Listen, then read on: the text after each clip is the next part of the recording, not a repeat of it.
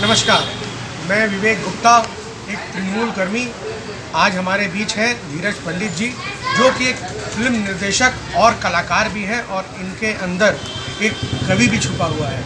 आज इनसे हम कुछ पूछेंगे। कुछ दिन पहले ही आज इनसे कुछ हम पूछेंगे, उससे कुछ दिन पहले ही मैं ये बताना चाहता हूँ कि इनको तृणमूल भवन में डॉक्टर शशि पांजा जी और विवेक गुप्ता जी ने तृणमूल कांग्रेस का झंडा हाथ में दिया था, और उसके बाद इन्होंने अपनी बातचीत और अपने कार्यकुशलता को अपने वार्ड के से लेकर के अपनी असेंबली तक में दिखा रहे हैं। तो आज इनसे कुछ सवाल पूछते हैं। तो धीरज जी, पहला सवाल ये है आपसे कि यहाँ संदीपन विश्वास को भाजपा से टिकट मिला है श्यामपुकुर असेंबली में, तो इसमें आप क्या कहना चाहेंगे? मतलब उनका कितना प्रभाव है? संदीपन विश्वास है कौन, मुझे पता नहीं है एक्चुअली। अब मुझे क्या, यहाँ की किसी जनता को पता नहीं है कि संदीपन विश्वास कौन है। यहाँ की जनता को छोड़ दीजिए, उनके पार्टी के ही कार्यकर्ताओं को पता नहीं है कि संदीपन विश्वास कौन है। तो उनको भाजपा ने अगर उम्मीदवार बनाया है तो मैं ये कह सकता हूँ कि संदीपन विश्वास जी के लिए ये उम्मीदवारी श्यामपुकुर में हमारी सशक्त जो विधायिका हैं शशि पांजा के विपक्ष में, उनके विरोध में उनको उतारना, उनका एक पॉलिटिकल सुसाइड करने जैसा एक प्रकरण जैसा ये साबित होगा। और रही बात कि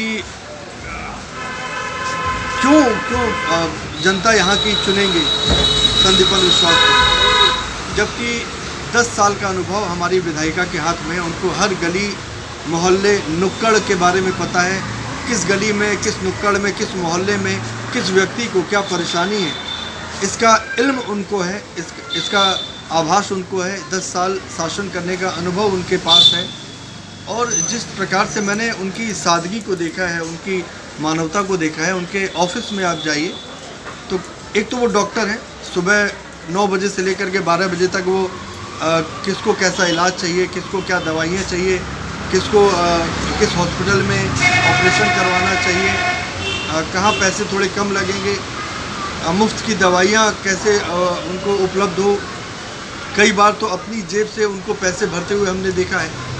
तो मैं स्वयं प्रत्यक्षदर्शी हूँ। तो एक वो विधायिका जो स्वयं नारी शक्ति रूपा है, ममता उनके अंदर कूट कूट के भरी है, सादगी कूट कूट के भरी है। अपने भाषण में, अपने किसी भी कार्यकर्ताओं की मीटिंग में वो किसी को गुंडागर्दी पर आमादा या उकसाती नहीं है। सबको शालीन भाव से, सज्जन भाव से रहने की शिक्षा देती हैं, ताकि किसी प्रकार का दुष्प्रचार करने का मौका विपक्ष को न मिले। कहीं किसी को ये नहीं कहती कि हमें सत्ता चाहिए, इसके लिए कुछ भी करना पड़े, वैसा भी नहीं कहती। वो कहती है कि मैं जीतूँ या हारूँ, हम अपनी प्रतिष्ठा में किसी प्रकार का दाग नहीं लगाएंगे।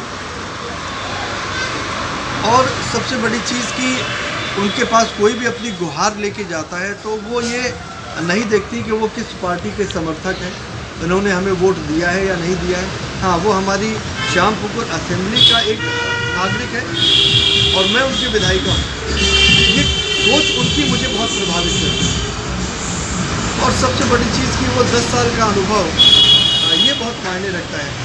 हम किसी दल द्वारा प्रचारित धार्मिक दुर्भावनाओं से ग्रस्त होकर के किसी एक ऐसे नौसिखिए को चुन करके अपने असेंबली में थोप दें, जिनको न कार्य का अनुभव है, न राजनीति का अनुभव है, न शासन का अनुभव है। तो ये श्यामपुकुर के लिए भी एक जनरल सुसाइड जैसा ही मामला होगा कि उनको परेशानी है। अब अपनी परेशानी लेकर के जब वो उनके पास जाएंगे तो उनको पता ही नहीं है कि उस परेशानी का वो निदान कैसे करेंगे। तो मैं सिर्फ तृणमूल समर्थकों को ही नहीं, कांग्रेस और सीपीआईएम या बीजेपी के सारे समर्थकों से ये अपील करना चाहूँगा